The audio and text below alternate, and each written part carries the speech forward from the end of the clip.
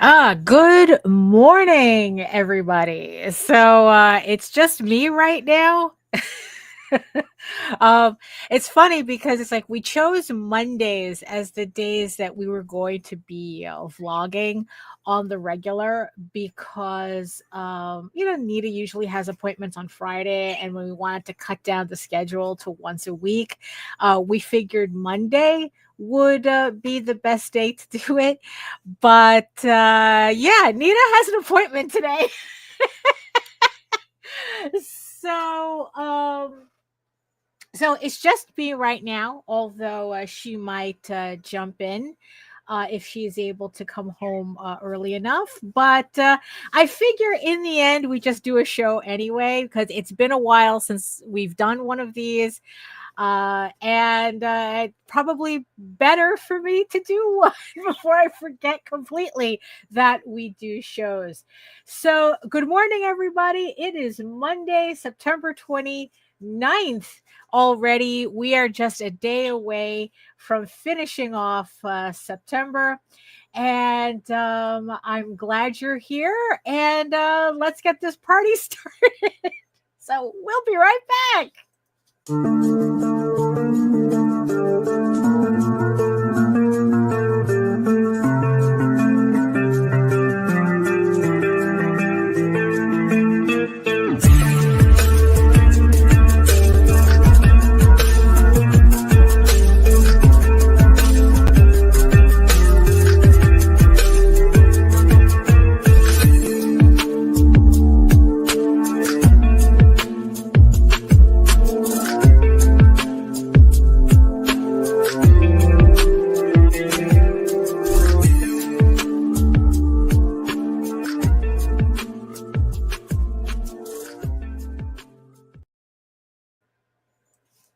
Oh, hello there. Oh my goodness, this is actually kind of giving me flashbacks to my own vlog that I haven't been doing for a while either. But things has been going on.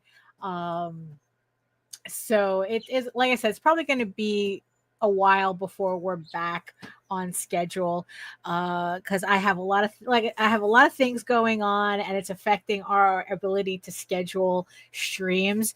But sometimes you have to force these things. So hello everyone, welcome. So let me see who's joining us in the chat today. So hello Melissa, hello, and Joseph, hello. And Lou, hello. Yes, Melissa. No, yes, I was inspired to do this topic because of your Substack, but we'll get more into that in a bit. And yes, I see you, our beautiful eyeball people watching us from regions beyond. So of course, Streamyard did. Actually, let me do that. Streamyard did another update again, which kind of messed up where everything is. So usually I have like the screen cropped so that you could see the background. And for the life of me, I can't figure out where they put that option anymore. So yeah, we're just gonna be all full screen like this. So might as well get this started. So hello everyone. My name is Daphne Lage, and I'm a cartoonist, illustrator, and comic book artist from New York. I have been self-publishing comics since 1992, and you know what that means. Just smile and wave, boys. Smile and wave. That's kind of how it feels like at the moment. And I am known for the furry fantasy adventure Tall Tales and my medieval fantasy drama, Eagle Raven, Heir of the First Unicorn, which I have the pre-launch to issue 12 in the chat right now. So I'm not sure when I'm going to be launching that just yet, but I figure now that my campaign for issue 11 is pretty much almost done fulfilling, it's safe for me to put up the pre-launch for issue 12. So link is in the chat, so you could join the so far 10 people who have signed up to get notified when the campaign goes live. And yeah, and you can check out all my stuff. You can read both my comics online at egoworks.com. That's EGOWORKS, and Tall Tales. That's TAILS online.com. And you can also check out all of my videos on how I make my comics here on YouTube at my channel at Daphne Lage, LAGE Art. Which also simulcasts through the Indie Comics Network. So whichever channel you are seeing me from, make sure you like, share, subscribe, and hit that notification bell so that you get notified whenever any of my shows go live. So, like I said, Nina's not here right now because she has an appointment, but if she's able to come in early enough, she'll jump right in, and we can do the show as normally as possible.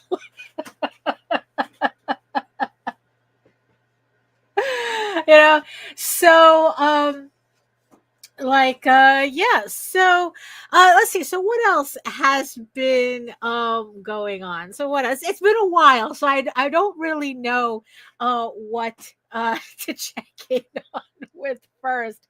So like I said, I am almost finished with fulfilling the campaign for Eagle Raven issue 11. Thank you everybody who pledged to the campaign. I'm just packing up the final packages, rewards for that. I thought that because of everything that's going on, because I'm currently helping people move, and that's, I'm going back and forth with that. So I thought that this campaign was going to be fulfilled a lot later than I thought, but luckily my printer came in clutch, and he actually delivered the books to me a lot earlier than I was expecting. I was expecting like it to take 2 weeks for me to get my books, which meant I probably had to wait until I got back to fulfill. Got back from Florida, but he actually printed my books in about like 4 days. So because of that, I was able to get all my rewards out. Most of them, the only ones that are left pretty much are the sketch covers that I have to do. I'm going to see if I can sketch those out before I leave for Florida again. If worse comes to worse, I'll just take them with me and finish them in Florida and then mail them back out when I come back. But pretty much like 90% of the campaign is done. So at least that is a huge thing off my mind. And let's see, what else? Oh yeah, so so today I haven't worn this in a while. So this is my Monsterotica shirt. So the last time I think that I hinted that I had applied for Monsterotica for 2026 as a vendor. And I kind of, was saying, it's like, okay, stay tuned for the next video as to whether I got accepted or not, because they had sent out, they already sent out all the emails as to who is accepted for Monsterotica and who isn't. And did I get accepted into Monsterotica as a vendor? Did I? Survey says absolutely not. No, I got rejected again. Twice in a row. In the end, it didn't, as much as it disappointed me that I didn't get a vendor's table for Monsterotica. I wasn't surprised. I wasn't really surprised. There was a thread on Threads from a woman who runs a book art website. And she curates it. It's not like you can just sign up and offer your services. And I've been trying, and I've been eyeing this website. It's like, okay, so if you're an artist that does book covers, they're they go on this website. And it's just like kind of an easy one-stop shop for authors to look for artists to work on their books. AHR. Yeah, so and she had written this whole thing where she was talking about how the website is heavily curated, that she curates it herself. She specifically chooses artists who are already in the scene. Even though she accepts applications, she vets everybody herself. And she was explaining that what she wants for this website is that she doesn't want just people offering up fantasy D&D commissions. She wants people who actually worked with authors, who've already worked in that capacity and done covers and all that.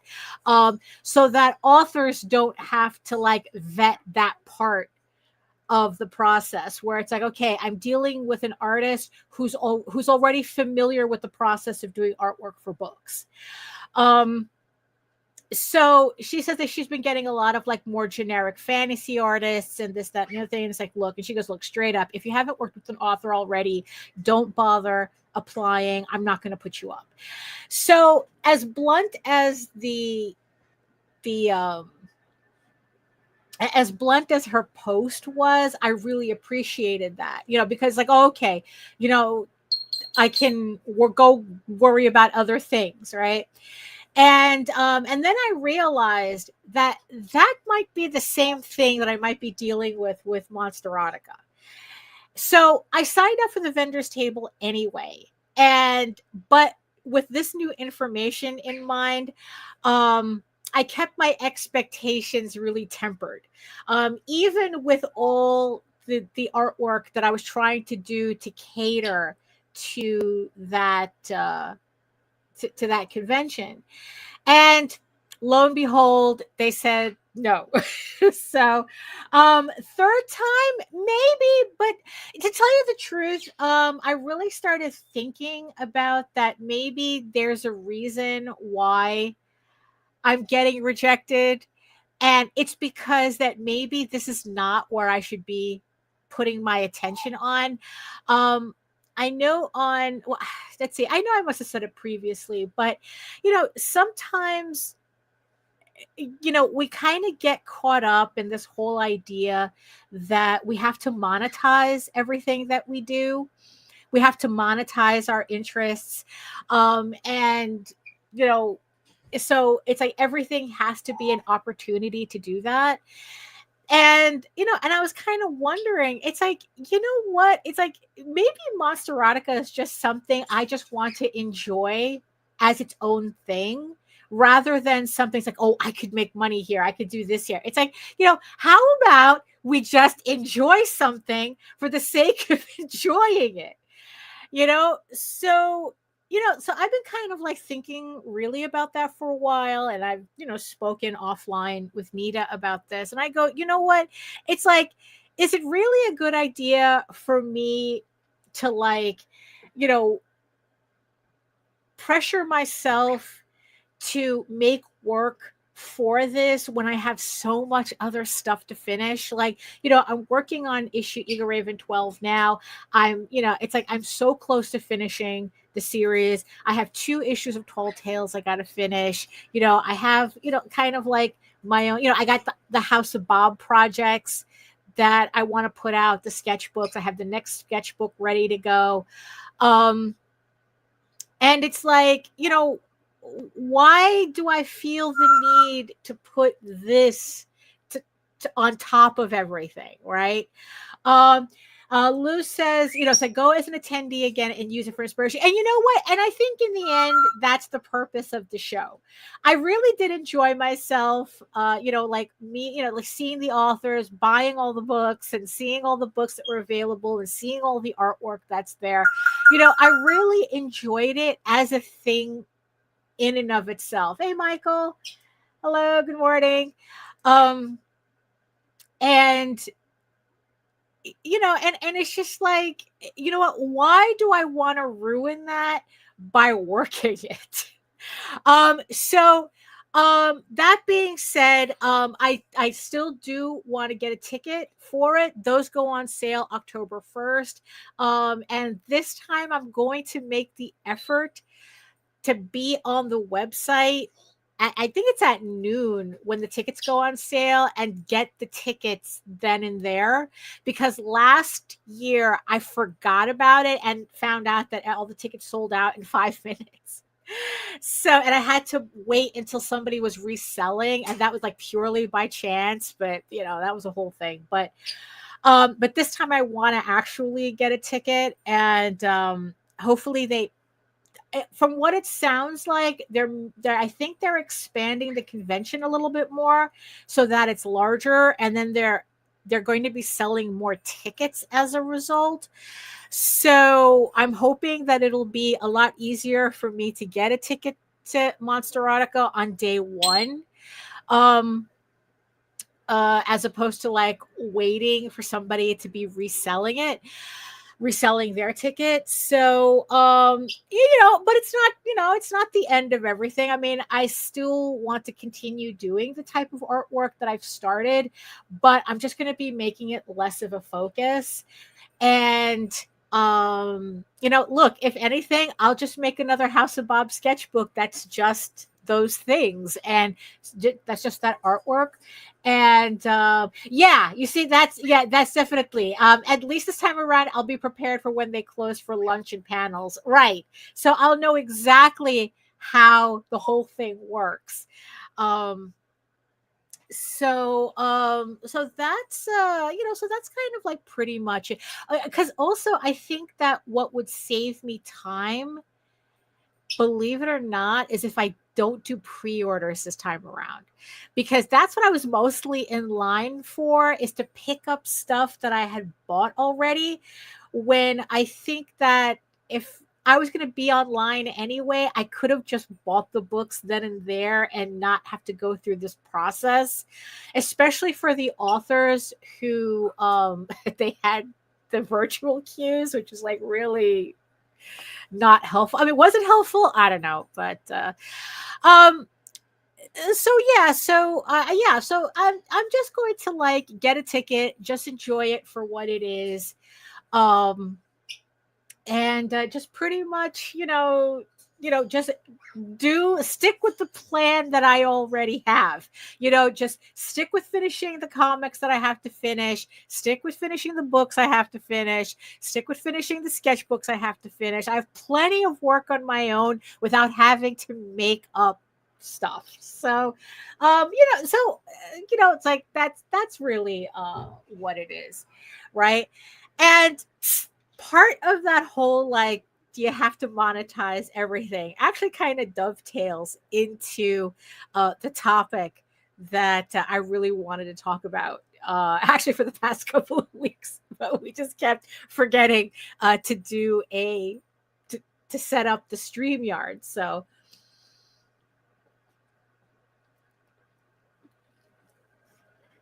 now I know Melissa is probably she's kind of like cringing, because she thinks that I'm going to be picking on her. It's like, no, I'm not picking on you. I'm not going to pick on you.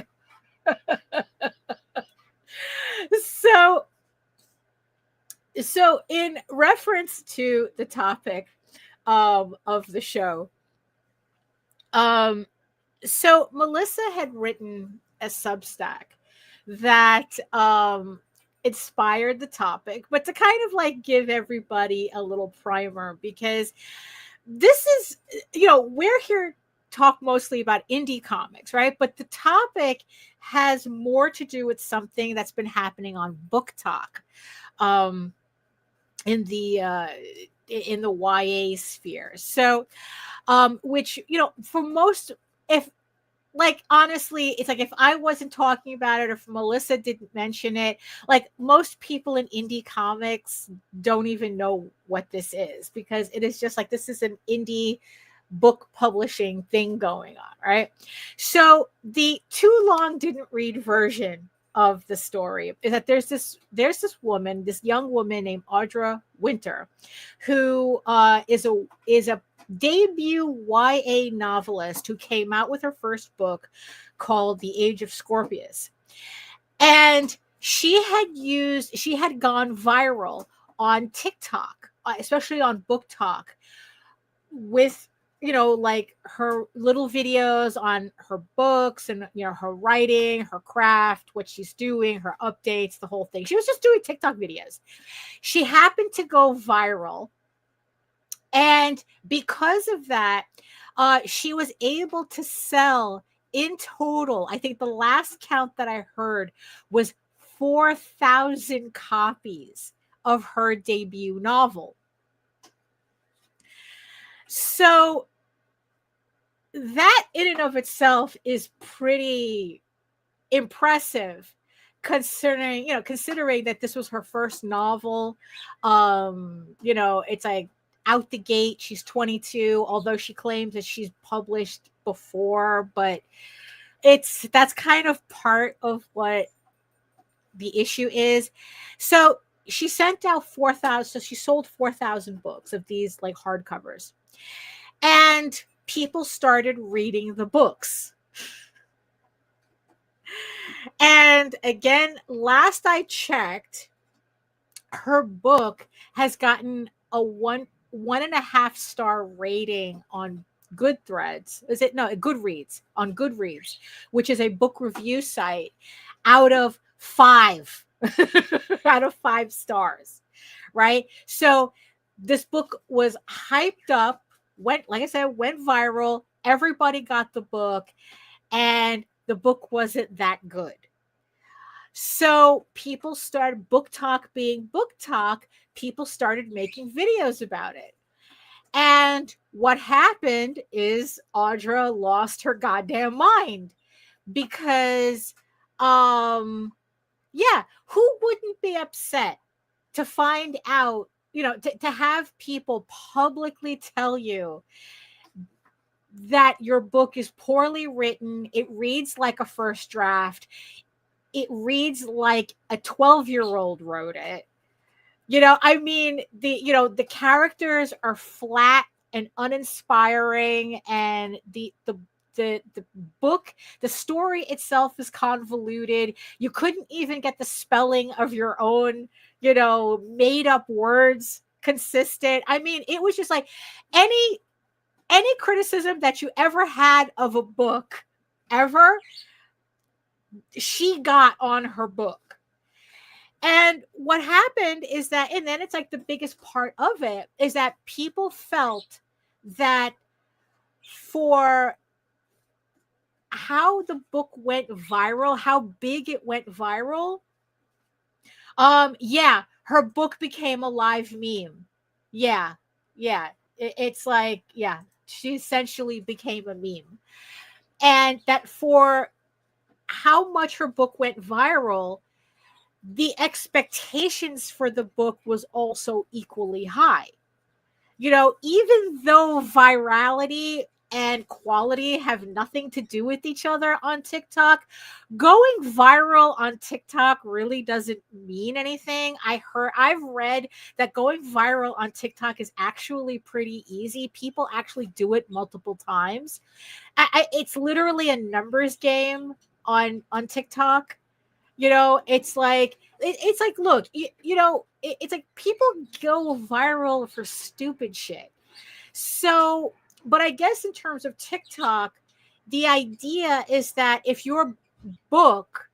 something that you're creating is going viral, it's because it has some kind of merit. So, but the funny thing is that that's not why we all know this drama. This is not why we know about this. Because, she had a meltdown. So Audra Winter, instead of taking this on the nose and accepting that it's like, okay, maybe I was in over my head, she had a complete meltdown made video after video after video of how everyone was a hater, how you're all jealous of her success. You don't know what being a prodigy is like. You know, it's like that she's a child prodigy. You don't know what it's like. You're just all jealous. And, you know, and it's just like, you know, literally like if people were accusing her writing of feeling like it was written by a 12-year-old, she was certainly throwing a tantrum like one. And that's the part, like, it even got to a point where she was saying that if you didn't like her book, it was because you were ableist and she was just a neurodivergent small bean just wanting to write stories, you know? And it's like, okay, all right, you're being nutty. You know, it's like, calm down, you know, it's like, calm down, honey, you're being nutty. And, you know, and the internet being the internet pushed back on that. So now it's just like this entire bonfire of nonsense around this, to the point where she stopped posting to TikTok. She's on Patreon now, which I thought was pretty clever, because it's like, oh, you want to continue this drama? You have to pay her for it. You have to pay to be on her Patreon to see what's going on next, what she's continuing next, right? You know, people, including myself, all have our 2 cents on it, the whole thing, right? So she threw a tantrum. It's a whole thing, and it's stupid. And there's a lot of lessons to be learned from this. And this is where Melissa comes in, where she wrote a Substack article about the situation, and pretty much her sentiment, which, you know, if you look at it superficially, it's like, wow, I wish I was Audra Winter. You know, and the first thing out of my mouth when I saw that was, Melissa, no, you don't. No, you don't.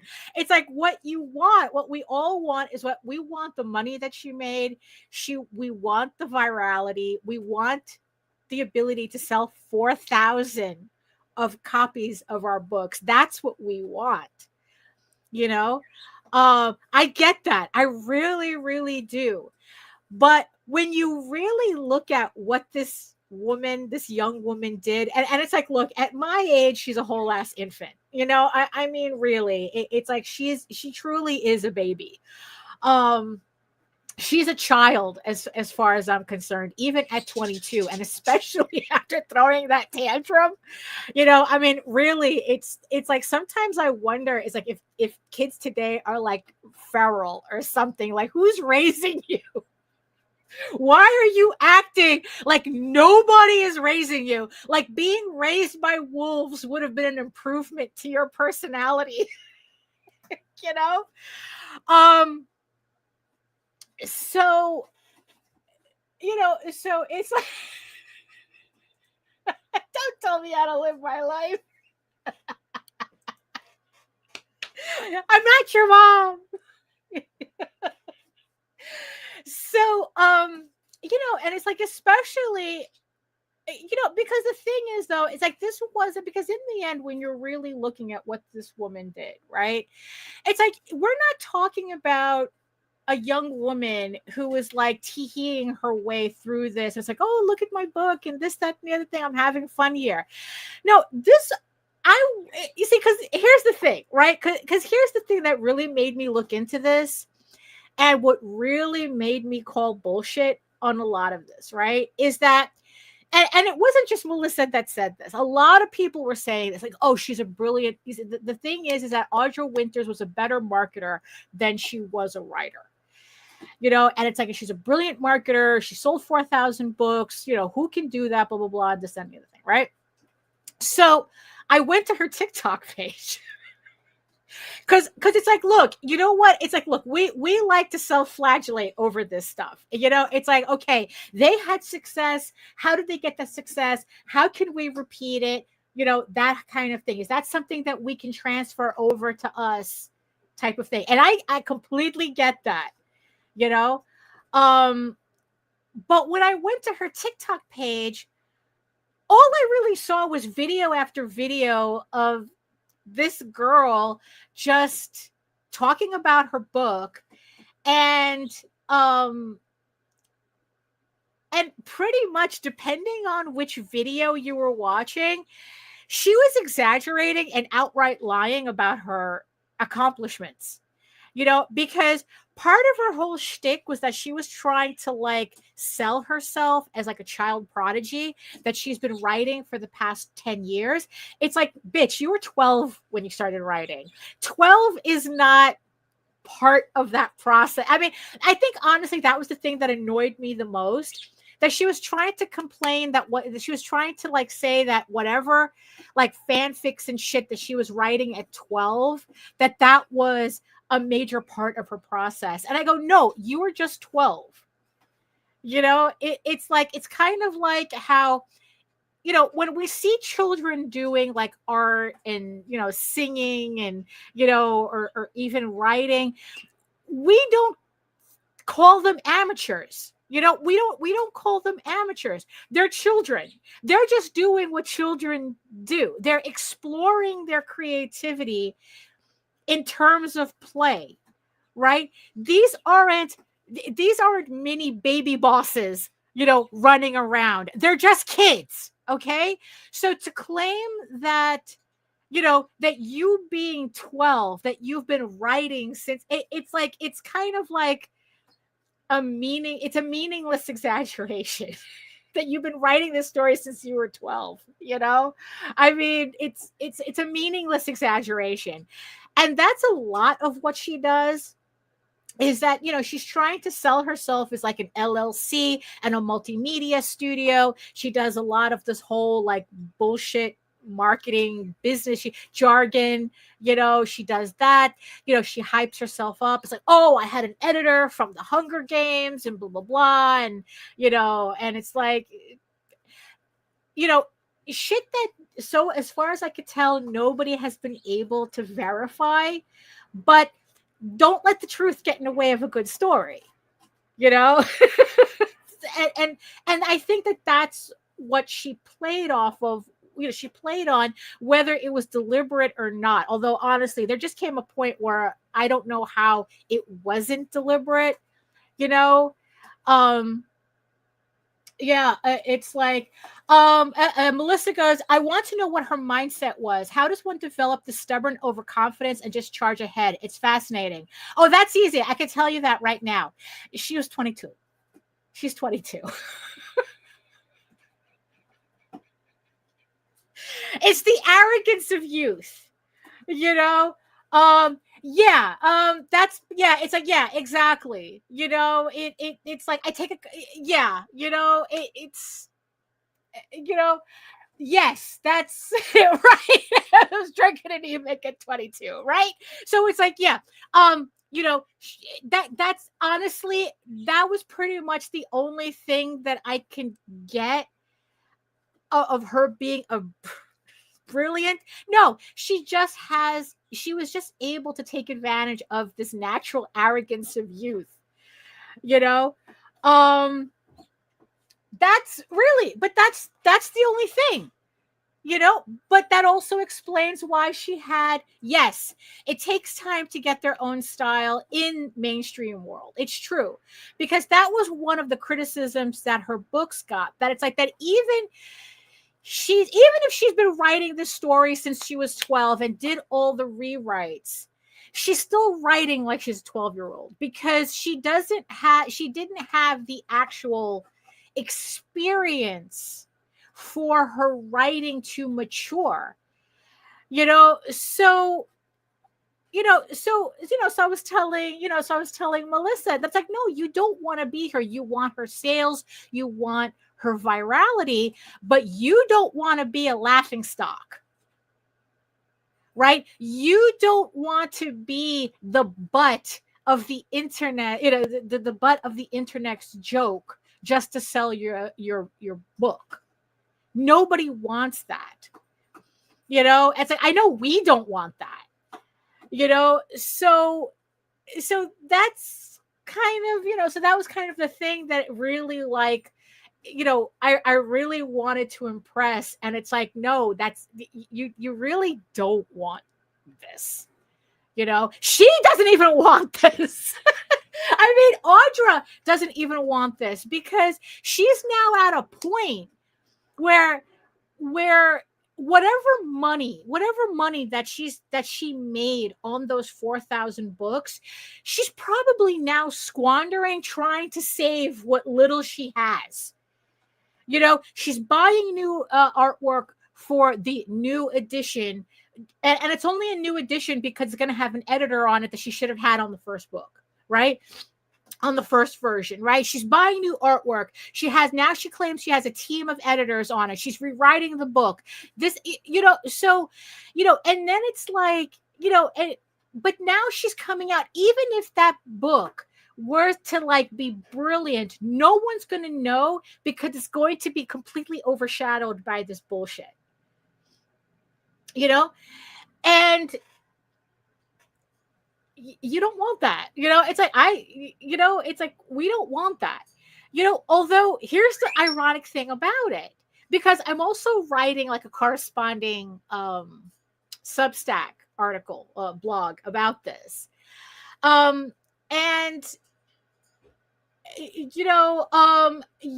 that's what a lot of people were arguing, right? That for all her claims of having an editor, there is nothing in the book that even points to their to not like she couldn't even be bothered to run Grammarly, that type of thing. But because yeah, I mean, really, yeah, exactly, because it's like, look, all we have to do is look back at Christopher Paolini, right? The guy who wrote Aragon, right? You can't mention, I mean, the guy is what, in his 40s now? And you can't hear the title Aragon without people simultaneously saying, oh, that book sucks. Oh, you mean the Star Wars fan fiction with dragons? I mean, it's like, look, Christopher Paolini has been eating that shit for his entire career. It's kind of like, Rob Liefeld. It's like, yeah, it's like, you know what? You're going to spend your entire career, having people, shitting on you and your artwork, but it's like, yeah, you can only hope that you're making enough money that you cannot care, or try not to care, because you know what, they, both Rob Liefeld and Christopher Paolini, I'm sure they still get salty over that shit after all these years, after everything they've accomplished, and that's what they're remembered for, but hey, I'm sure the money's nice.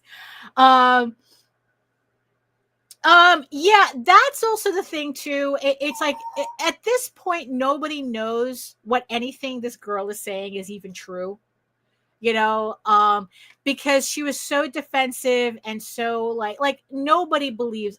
It's like I said, it's like the book, like she's up, like I think like she's trying to raise $70,000 on the new version of the book, and let's just say sales are not as robust as they were. And she's upset about that. So yeah, no, you don't want to be her. You don't want to be Audra Winter.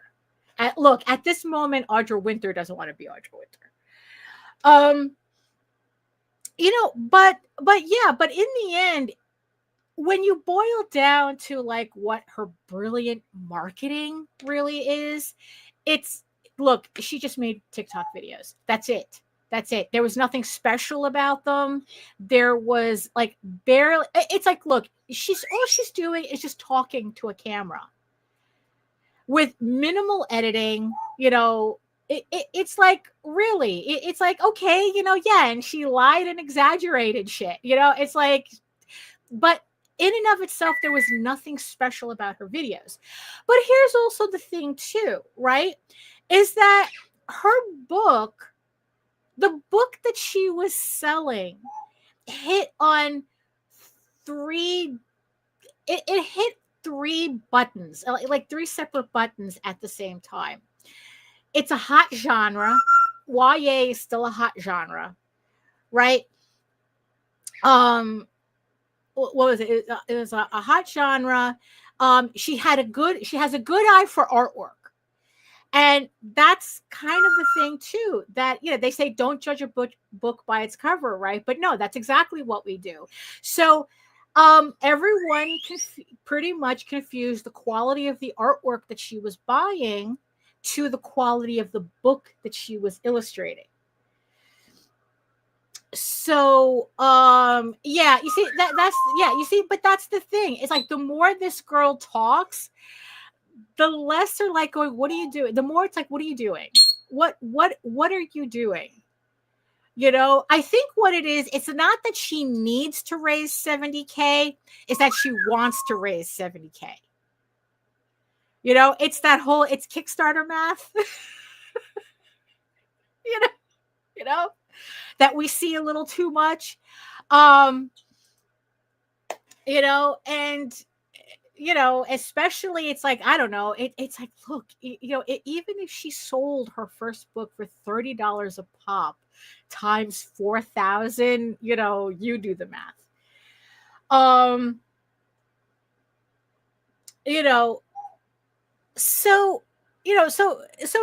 what does that have to do with us, right? And it's like, well, I think that what this entire thing, well, that's so Michael is saying, not to be mean, but instead of a 70K Kickstarter, I don't know if she's running a Kickstarter. I think she's just doing pre-sales. That maybe she should just take time off and work on her writing and get constructive criticism. I mean, that's what normal people would do, right? But we're in a situation where, unless she completely disappears for a while, so there's a lot of, so what I found funny is seeing how much overlap in thought processes that there is between indie publishing and indie comics. And honestly, a lot of it, like that Venn diagram is almost a circle. We all have the same complaints, how to sell to an apathetic audience. Duh, it's like the fact that as indie creators, we're held to a higher standard than mainstream publishers. That there's shit, like on a previous show that Jose did, I asked the question, what's classy when mainstream does it, but what's trashy when indie does it, right? And pretty much, like Audra was using that as part of her tantrums, that it's like, well, you let Fourth Wing get away with shoddy writing. You let, Sarah J. Maas get away with not being edited. Why am I being held to that standard? And it's like, because that's the grace that they get for being with a mainstream publisher.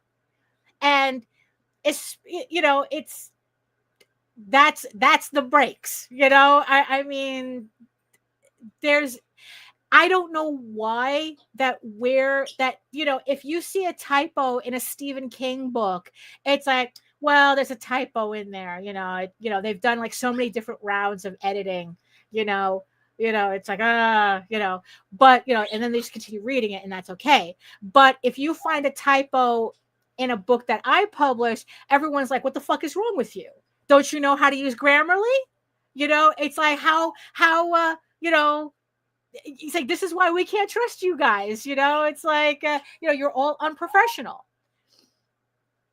and, but the difference is that like mainstream no, there is no difference in the end. But with indie publishing, especially, there's this expectation that even the worst book went through several rounds of editing. So, that there's a certain vetting process that the book went through. So when they see a book is coming out through Random House or Penguin or Berkeley or whatever, right? There's this expectation that there's a certain level of professionalism that went in to those books, regardless of whatever flaws are actually in them. Where an indie book, we're out the gate unprofessional. You know, it's like, especially in indie publishing, it's like all you bitches use Canva. You can't even afford actual graphic designers. You all use the wrong paper. You don't know how to typeset correctly. You can't even spell check. Like the spell check is like the least, you know. You know, it's like we're criticized for, but the thing is, though, it's like, you know, screaming about it, like what she was trying to do. Well, why do I get blamed when they did? You know, it's like, and again, it's like that's the argument of a 12-year-old. Well, they got to get away with it, and it's like, well, we're not talking about them. We're talking about you. You know, you know. Spell check is what Tor Books doesn't do, right? But people are more likely to give Tor a pass on that than someone who's publishing a book on Kickstarter. So like I said, that there's like a lot of these overlapping things. And the main thing that overlaps is the idea that marketing solves everything. That it doesn't matter. Well, it was marketing solves everything, definitely. And this was a case where the cart was definitely put before the horse. But I don't know if she like, the only thing that I'm not so sure is that, you know, whether she was obviously trying to go viral, but I think the surprise is on how viral she went. You know, the three things, right? The three things about her book. So it's you know, the hot genre, the illustrations, and the fact that it had an interactive component with her all a zodiac, a magic system based on the zodiac, and depending on what zodiac sign you are, you know, you had like different powers and abilities, which allowed the audience to interact with her videos that way. It's like, oh, I'm a Scorpio. What I am not a Scorpio. But what powers would I have if I was? So there was like kind of like that kismet of three things that I guess helped with the virality. And I don't think she expected to go as viral as she did. And because of that, I think that that's why all of this is taking her by surprise.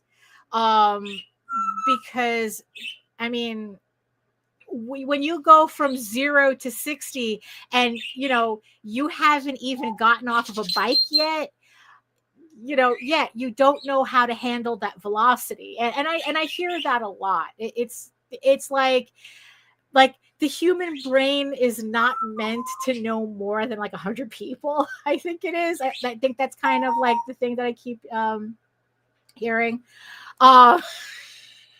Aquarius, the power to be exhausted. Aries, the power to not have time for this bullshit.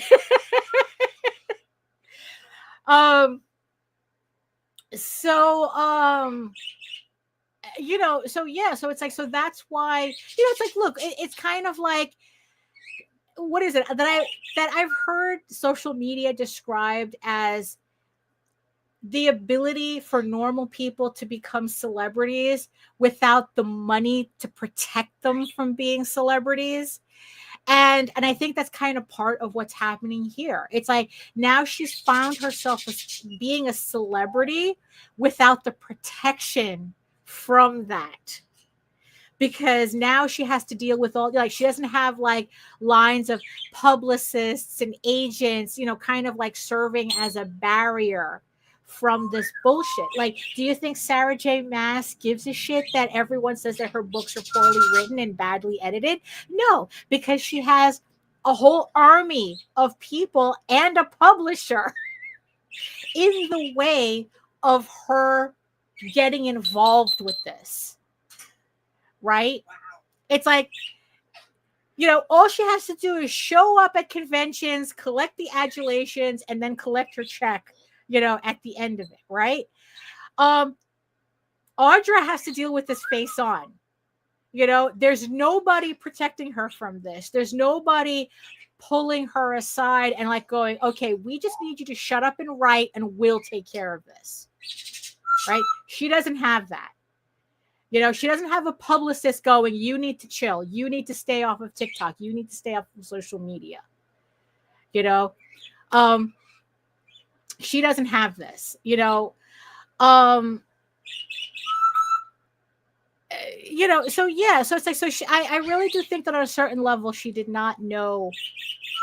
She was expecting to go viral, but she wasn't expecting this. She was expecting to just sell her books, people write their little reviews on Goodreads, and leave it at that. And that's the funny thing. You see, okay, so going back to the whole marketing, right? That practically everybody who comes into the comics Kickstarter scene, the first thing we learn, marketing is everything, right? What the whole Audra Winter teaches us is that marketing is not everything if you have a final product that's garbage. Now, right. Yeah, that's exactly what happened. I want to go viral. No, not like that. Right. That's exactly what it is. So, and we've seen several variations of this, right? We've seen plenty of creators who think that all they have to do is just be popular no matter what. And the last thing they ever think about is the quality of their book, because, the marketing will take care of that. But you see, here's the thing though. Because of the poor quality of Audra's book, she just squandered 4,000 opportunities to have an audience.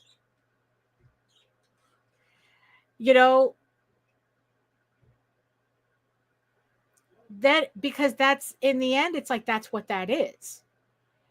It's like, granted, even if she were only to keep 1%, that's still a pretty decent amount of people to be buying your book every time you release something,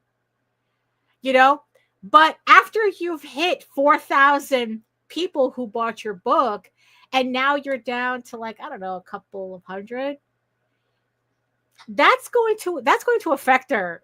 Look, we've seen enough creators who they reach that high, they make 30, 40, 50, 60,000 copies, like $60,000 on Kickstarter.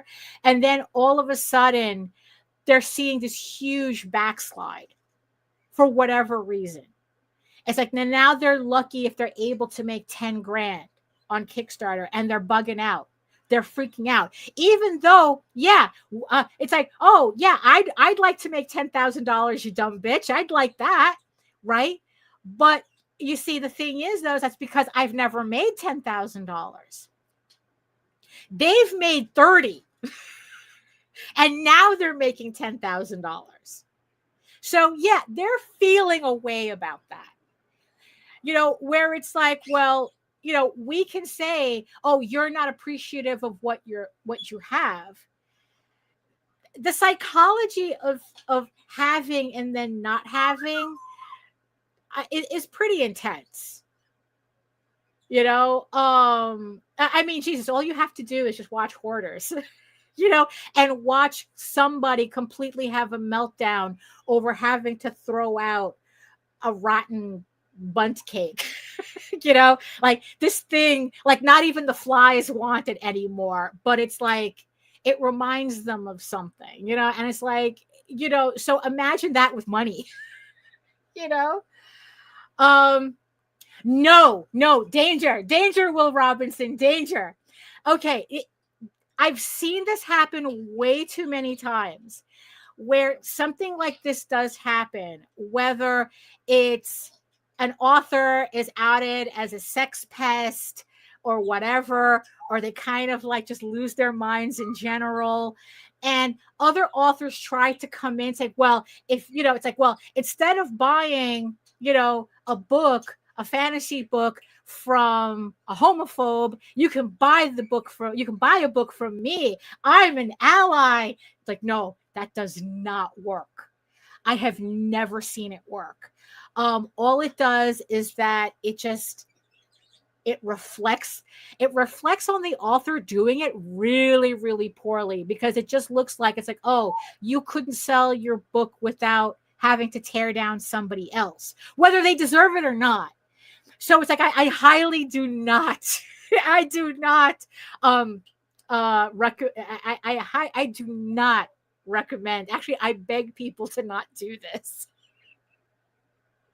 You know, because look, we've seen people do this plenty of time in comics. Oh, I'm better. Oh, do you think Superman sucks? My Superman wannabe book doesn't. You know, it's like, oh, it's Batman but different. It's like, oh, it's Wonder Woman but she has bigger tits. You know, it's like, or whatever. You know, it's like, you know, because Wonder Woman's too feminist or something. I don't know. And look, I've seen people do variations of this, and it never looks good. Never looks good. You know, because all that tells me is that you cannot sell me your book on its own merits. You know, that you have to tear somebody else down, that somebody else has to be bad for your book to look good. So it's like, no, don't do that. Don't do that. Don't do that. So yeah, so like, you know, so in the end, it's like all the talk about marketing, and everyone's kind of like missing the forest for the trees. It's like, well, you're marketing, but your shit sucks, you know? So you're not building an audience. All you're doing is just churning and burning, you know, like you're constantly needing to get new people because you have to replace the old people who realized your shit's not that good. And they're not fans. You're not getting fans. I thought that the whole point of us doing this is to get fans, get people who actually enjoy our books. Now, look, another thing that I really feel for Audra about is the fact that people don't like her book. You know, it's like, look, it's like, you know, she's talking about how this is a really personal book to her. She's been writing it since she was 12, you know, and it's like, okay, I get it. You know, we put our heart and soul into something, and it's devastating when people don't like it. Or worse, they actively don't like it. You know, they're going out of their way to tell. It's like the opposite of word of mouth. You know, we want people to talk about our books, but yeah, not like that. You know, it's like we want people to talk about our books who love the books and want to see their friends reading the book, and they want to see strangers reading the books. We don't want to see people doing that to make sure that other people don't read our stuff. You know, like, I really don't want to learn what that feels like. You know, I mean, like I said, I feel for her for that. You know, but honestly, I think that unfortunately, if she was just chill, if she had the maturity, which at 22, you don't, if she had the maturity to just chill when the initial reviews were coming out and to self-reflect and maybe just not commented about it, because in the end, you know, maybe just self-reflect and rewrite the book and quietly put out a new version later, or this, that, the other thing, you know. No, she had to have a blow up. She had to have this tantrum. And if it's one thing a good chunk of the internet loves, is people being triggered. You know, and you know, I I don't wouldn't want that. If that's what success looks like, I'm good. I'll stick with the 150 people who buy Eager Raven consistently. I'll stick with them. Thank you. you know, you know. But conversely, though, I think that there's a whole bunch of other things in this conversation that's kind of getting lost in the sauce. Is that in the end, why did this girl feel the need to have to sell herself like this out the gate? That is this something, it's like, look, if I had, $1 for every time a person told me you should sell that, you should sell that, you should sell that, I'd probably be making more money off of that than this thing that I'm actually selling. It's like, we take up a hobby. The second we show any proficiency of it, there's always someone yapping, oh, you should sell that. You should make more and sell that online. Open up an Etsy, go to a convention, right? It's like, there's this pressure to like have to monetize every single fucking thing we do. And I can't help but think that this is just that this whole thing with Audra is just a symptom of that. That it's like she showed some proficiency at 12, and then people started filling her head with, you need to monetize this as quickly as possible. You need to sell this. We need to find you an agent. Like, she could barely write a coherent sentence, and already that there are people in her circle going, we have to monetize this. We have to make you the next big thing. You have to be the youngest fantasy author. You have to be the youngest this. You have to be the youngest that. It's like out the gate, right? And it's like, and I can't imagine, and especially with her thing with using like a lot of business buzzwords, a lot of that tech jargon, and then it's like, I'm an LLC and small business this and small business that. And well, that's also, that's also a tale as old as time too, but that's also another topic that I want to do. I'd say, maybe in 20 years, she writes a book about how people can be humble in their 20s while remaining hungry for success. Call it Don't Do What I Did. Look, some people just they exist to serve as a warning to others. And I think, unfortunately, that's where she is right now. But like I said, it's like I can't imagine like what people is she surrounded by that have been pretty much hounding her since she was 12. That it's like, oh, you have to monetize this. You have to monetize. You have to get, and especially with the way social media is, it makes that pressure a lot easier because, oh, Etsy's right there. Kickstarter's right there. TikTok's right there. What's your excuse? You're just being lazy. I'm fucking 12. I'm 12. But, there's that, and mind you, it's like, especially now, it's very difficult to not think that way, right? And then it's like, what accompanies that is that because it's all in the marketing, right? It doesn't even have to be good. And that's kind of thing. That's why I say it's like you show the littlest of proficiency. And then the idea is to monetize it.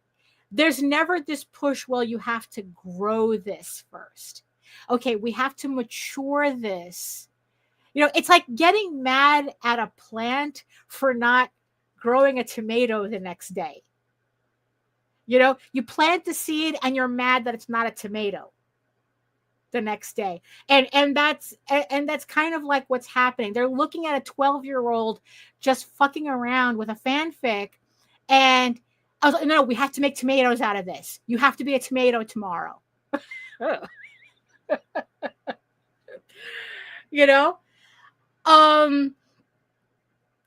so they don't nurture the craft. And so on top of everything, right? On top of everything, there's this guy that keeps popping up in my feed. And he's a fine artist. I know I must have spoken about him before. And his deal is the complete opposite of what I keep hearing from everybody, where everybody says, market harder, market harder, market harder, right? He's the opposite. He's going, you don't have a marketing problem. You have a skill problem. You have an art problem. You have a writing problem, to kind of like paraphrase. But his whole thing is that you have a skill problem. Because at the end of the day, it's your skill that creates an audience that's willing to buy from you, not the marketing. Right? That's his whole thing. And he says, if you're having a problem marketing, it's not, your answer to that is not to market harder. It's to actually look at what you're marketing and go, do I really need to practice my craft more instead? You know, and that's his thing, because he says, because like I said, it's like he says that the audience respects skill. The audience knows what skill is. And that's how you retain them. That's how you retain a fan base. It's your skill that retains them, not the marketing. You know, in the end, Coke is successful because people like the taste of Coke. That's why when you offer Pepsi, everyone goes, is that okay? No, it's not okay. Pepsi is not okay. That's why people do that. No matter how much marketing Pepsi does, right? A lot of people really do prefer the taste of Coke because that's what they like, right? So it's like the example, hey Grant, like the example that Jose had brought up yesterday is like, look, we all know Arthur Adams is a skilled artist. He doesn't have to do anything. You know, we already know Arthur Adams doesn't have to market himself. He just like shows up at a show and he sells out because everybody, even if you don't know Arthur Adams, you see his work and go, oh, this is a skilled individual. You know, Alex Ross, Mike Mignola, Bernie Wrightson, Pepsi is corn syrup done wrong.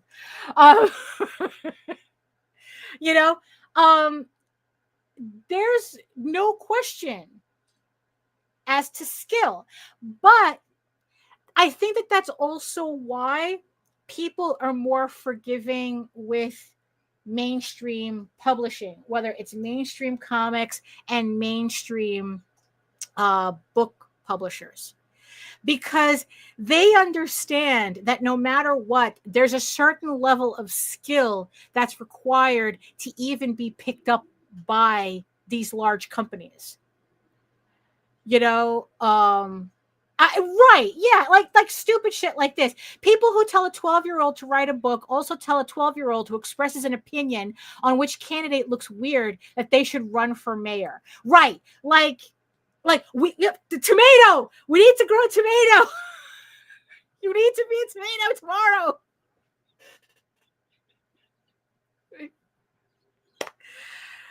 So I think that that's what, because people understand that there's a certain skill that's needed to be accepted by these publishers. So that's why they're willing to overlook a lot of things that when we do it is completely unacceptable. But that means that, so it's like, so this guy pops up and it's like, he stands out for me because, like I said, he's saying completely the opposite of, it's like, you don't have a marketing issue. You have a skill issue.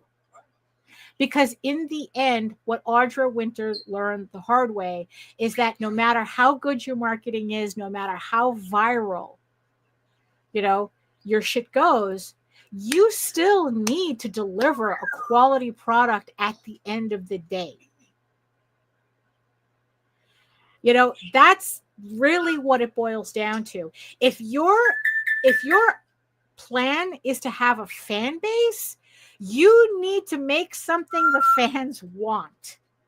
That they not only want, but they will tell all their friends that they want, that they will make TikToks about how complete strangers should buy the thing that you made, and it's Grant says what was it? Grant says mainstream versus indie is the debate of technical skill versus passion. People's mindsets haven't caught up with the reality that people are still so focused on the idea of a literary agent and a publisher in a world where you don't need those things. Right, but they're still holding you to the standard of having those things. Which again is part of the problem of what Audra was going through and, what a lot of us go through, So it's like, look, I really do feel for her. Looking back at my career, honestly, the idea of having success like that early on, I'm actually glad that that never happened to us, never happened to me. You watch, like the Image documentary, and how that early success almost destroyed everybody involved with Image. I mean, so it's like, there's something to be said about age and wisdom. Youth is wasted on the young type of thing. But the thing, I mean, but in the end though, it's like, look, if you are doing this as a passion, you still have, if your goal is to sell this to an audience, you still have to study your craft. You still have to create a book that shows that you respect your audience enough to give them that skill that they're expecting from you. Or else you don't have, you don't have, an audience. You're just churning and burning through people who don't know better. That's what, and which would you rather have? Now, granted, look, there are people out there who are probably saying, as long as I got my money, I don't give a shit if people don't like my stuff. And I'm like going, okay, love that for you. But then why are you even doing this? You could have just gone into finance. I'm sure you could have gone into an industry that would have made you more money for less effort than comics, less effort than book publishing. And it's like, there's a reason why they don't make 25-year-old CEOs. Yeah, well, that's how tech is fun. That's tech, isn't it? That's what they're finding out. They're learning every day. This is why you don't make young people CEOs. I mean, so it's like, if you're like going, oh, well, who cares if everyone goofs on Rob Liefeld? He's rich. It's like, oh, this, that, it's like, there are people, he's rich, they're rich. It's like, oh, I'd rather be rich than loved. Yeah, we saw how well that worked for Scarface.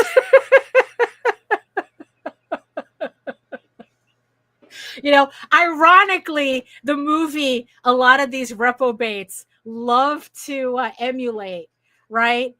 They love to quote Scarface and The Godfather, but it's like, you do remember how those movies ended, right? Right?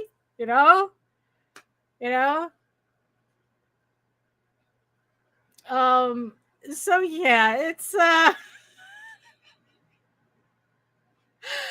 So I mean, yeah, but you know what? Those are the people I'm not talking about. I'm not talking about the creators like, oh, as long as I get my money, I don't care if they could throw out the book afterwards. I don't care. One, yes, you do, because I've seen you guys.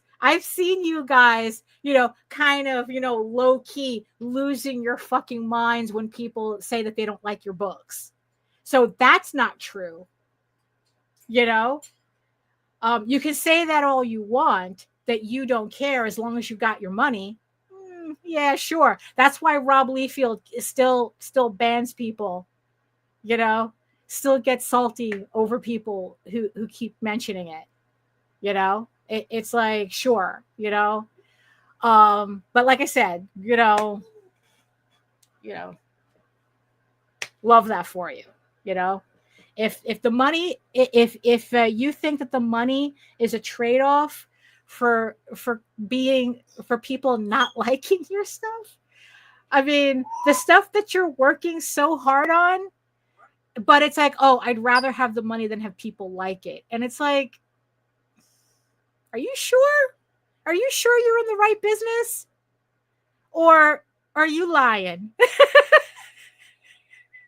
You're just lying, right? And that, in the end, that's what I really do think it is. Like, they're just lying to themselves. But it's like, that's on you, bro. That's on you. So yeah, so that's, I don't know. And there's a whole bunch of other thoughts that that I have. But look, the moral of the story is that you do not want to be Audra Winters. I mean, yeah, you don't. Whether she meant this to happen or not, the entirety of what happened, no, you shouldn't want that. Now, mind you, take whatever lessons you can from it, but don't want to trade places with that. You don't,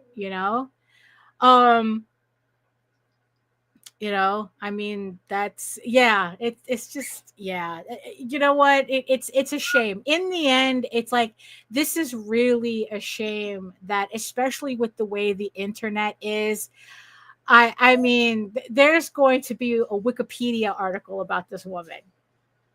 I mean, really, it's like, there are, online, there are going to be forever finding blogs, and like, she's going to have to change her name if she wants to like publish again, dye her hair. It's going to be like she has to do the literary equivalent of the witness protection program,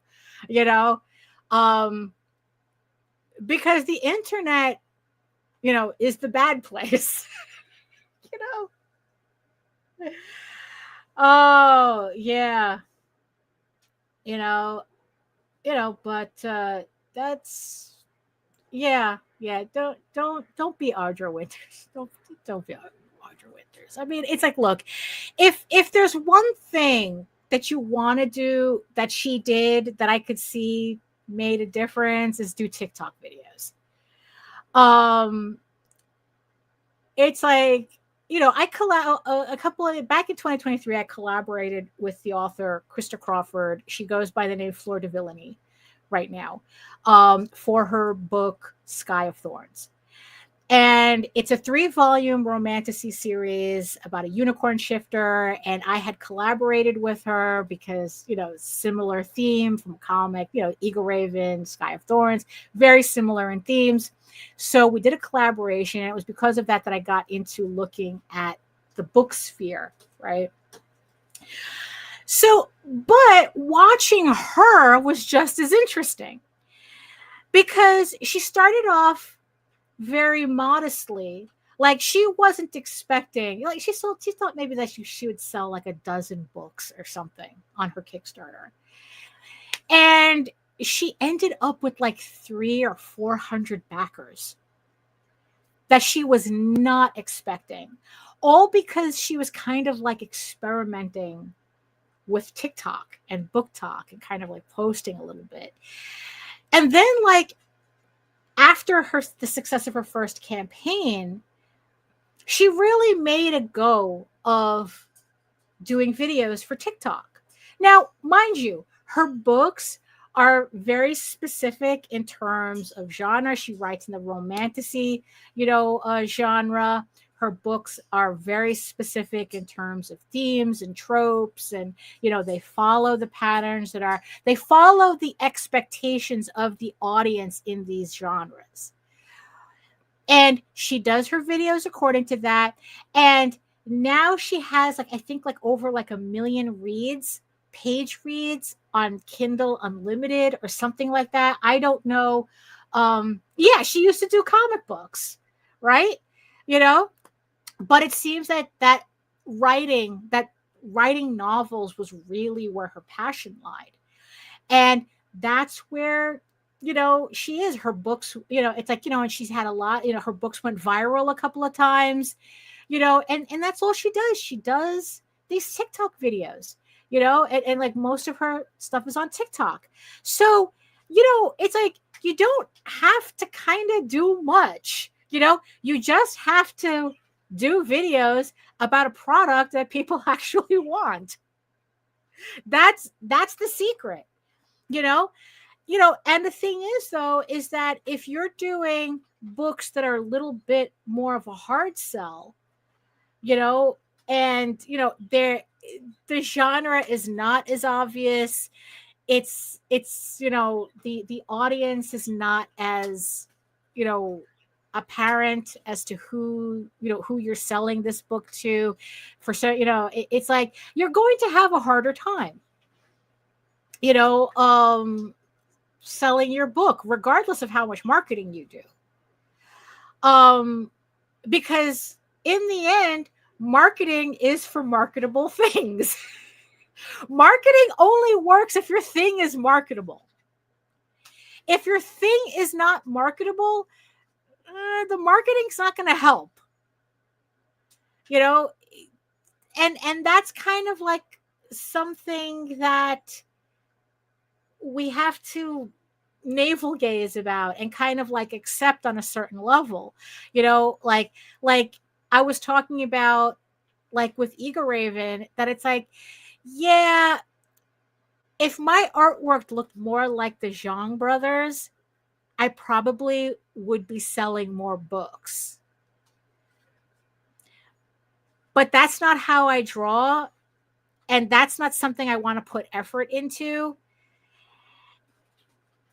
So my books are just my books. I draw the way I draw, and I'd rather finish my series than spend that effort it would take for me to make my artwork jump to I guess a higher skill level.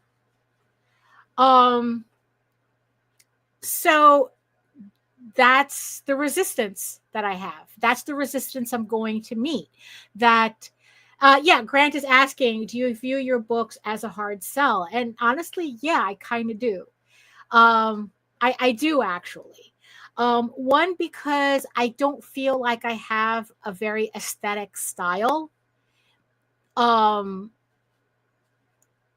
I kind of which, and, so it's not, it doesn't fit into certain, like I said, it's not aesthetic. It doesn't look like Disney. It doesn't look like the Zhang brothers. It doesn't, but right. Yeah, exactly. If you stopped being you, could you be somebody else? But that's the thing. I don't want to be somebody else. I just want to be me and do the books that I'm doing, how I'm doing it. But, I just have to accept the fact that in terms of the market, that I don't fit in very well. Now, that's not saying that there's not an audience for what I do. It's just that I don't have the skill or the resources to find them. And that doesn't help either. I don't have $23,000 to burn on advertising. to find those people, because in the end, it's like a part of this is just all signal to noise, right? I'm starting to wonder if all this navel gazing is counterproductive. Yes, it is actually. Yes, it is, because it keeps you from doing the work that you should be doing. You know, I mean, it's like there just comes a point. It's like, look, for the sake of this show, I'm navel gazing, right?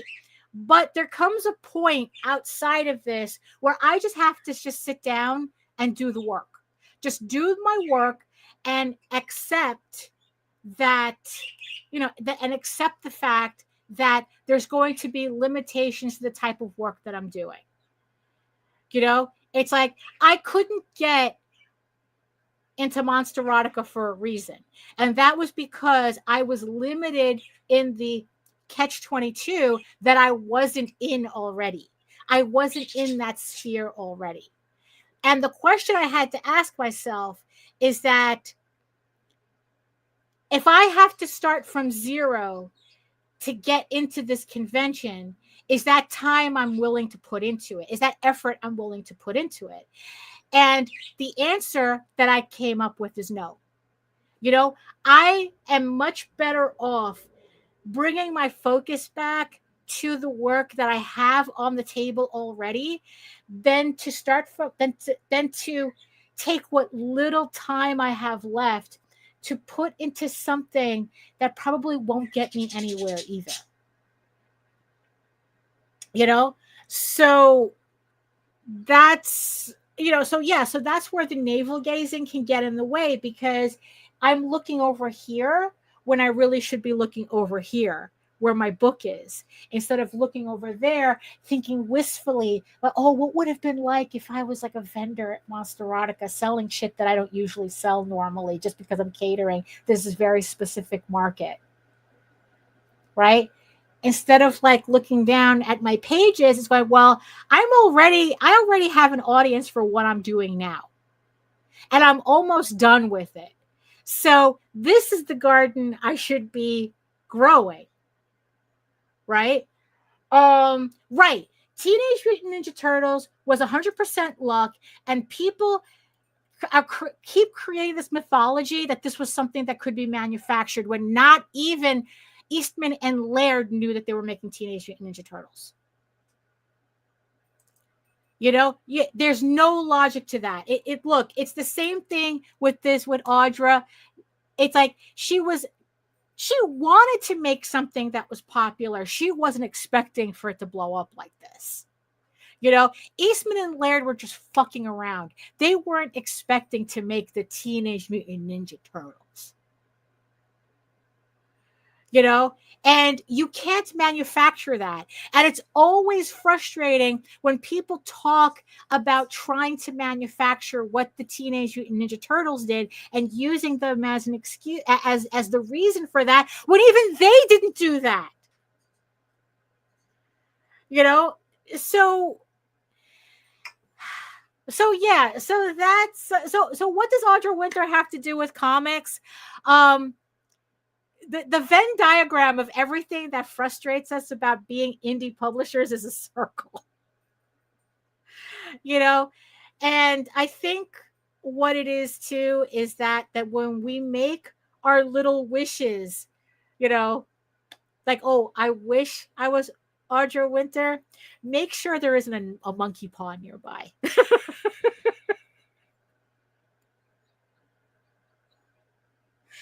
Yeah. Let's make sure of that first.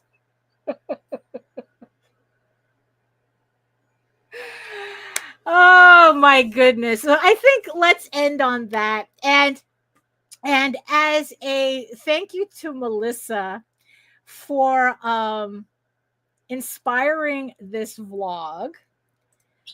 I just want everybody to know that she has a campaign that's on Kickstarter right now, The Alchemist of Aurelia, Volume 1, Turkish Fantasy Adventure.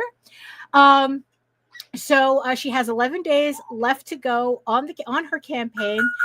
Thank you to all the 50 backers who have backed so far. She is just about halfway to funding. So she's trying to raise $3,000 for her campaign. It is a hardcover, isn't it? Yeah, it's a hardcover that collects her story in a 180-page volume. She has this indie comic bundle bonanza that's going on right now, where a new indie comic is unlocked. With every backer, so you also get to try out other books. So if you like fantasy, a fantasy comic, and kind of like a different setting other than medieval Europe, then you can check out the book. I put the link in the chat, so you can check it out. So yeah, so like I said, she has 11 days to go, and while you're there, make sure you also subscribe to her Substack as well, because that's where I got her blog that was talking about Audra. So thank you, Melissa, for being the inspiration for today's episode. It's always a fun time. Having you in the chat as well. So yeah, and speaking of everybody in the chat, I would like to thank everybody who joined me in the chat today.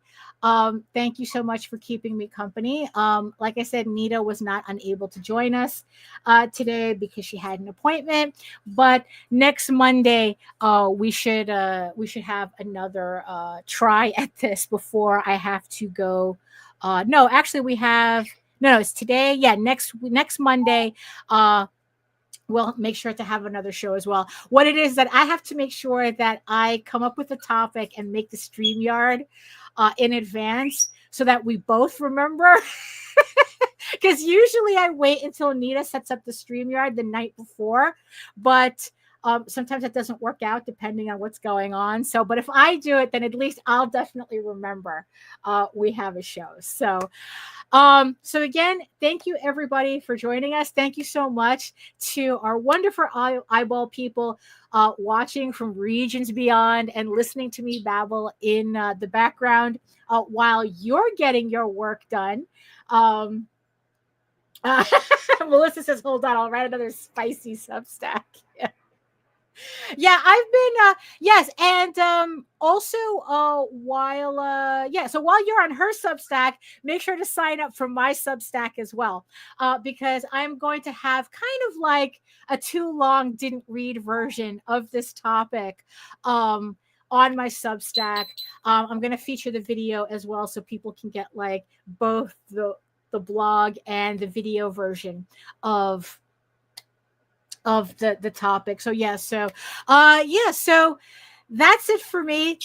Thank you so much. If you want to learn more about me and my artwork and everything else that I do, you can head on over to my main portfolio site at egoworks.com, EGOWORKS. You can find links to all of my galleries and social media sites. Like I said, you can see my Substack link is also there as well. So you can read the upcoming blog that I have about this topic. But if you want to see like current work in progress and that type of stuff, I usually put all those on Facebook. Although I am kind of switching around what the priority that I'm giving to certain things on social media. But for now, if you want to see all my more updated stuff, it's you can join me on Facebook, and remember to also catch me here on YouTube, where I will do more of these streams. We have the vlogs. I haven't done a drawing live stream in a bit, but like I said, that's probably I'm not going to be able to get back to that until after I come back from Florida and kind of like get my schedule back on track with the live streams. But but while you're here, like, share, subscribe, and hit that notification bell so you get notified whenever I upload anything, any videos, any vlogs, any live streams, so that you don't miss out on anything. So let me see. Oh, I forgot I was supposed to be doing all this too. So, and remember that you can read Eagle Raven, Heir of the First Unicorn, for free, uploading Monday through Friday on the website. But if you prefer your fantasy to be more of a furry Lord of the Rings adventure, you can follow the link over to Tall Tales. That's TAILSonline.com, where you can read the entire archive of Tall Tales. As I have it so far, the last story arc still is missing 2 issues. So, but you can read the entire story arc so far to catch up until I get to those 2 issues. But if you want an easier way to read Eagle Raven and Tall Tales, you can head on over to Webtoon. Eagle Raven updates every Tuesday on Webtoon, and Tall Tales updates every Thursday. So thank you so much, everybody, again for joining me today in this solo edition of the Ragin 2 the Vlogs show. So it's just the Ragin 1 right now, but we will hopefully get back to our regularly scheduled 2 people on the show next week. Thank you so much again. And in the words of the ancients, eat your food, moisturize, mind your business, and do the work. Because when you actually do the work, you never have to fake any of your accomplishments. Oh my God, really? Just do the work. Do the work. It's worth it. It's always worth it. You know, just do the work. That's it. That's it for me. Thank you so much, everybody. And I'll see you next time. Saying, live your motherfucking life. You got to get your motherfucking hustle. Understand niggas is going to hate you regardless. Get that out of your head, that fantasy world where niggas ain't hating on you. You got to be grateful. You need haters. What the fuck is you complaining about? What the fuck do you think a hater's job is? To fucking hate. So let them motherfuckers do their goddamn job. What the fuck is you complaining about? Ladies, if you got 14 women hating on you, you need to figure out how the fuck to get to 16 before the summer get here. The fuck is you mad about? Fellas, if you got 20 haters, you need 40 of them motherfuckers. What is you complaining about? If there's any haters in here right now that don't have nobody to hate on, feel free to hate on me. Sit back there and say my hair ain't luxurious when you know it is, bitch.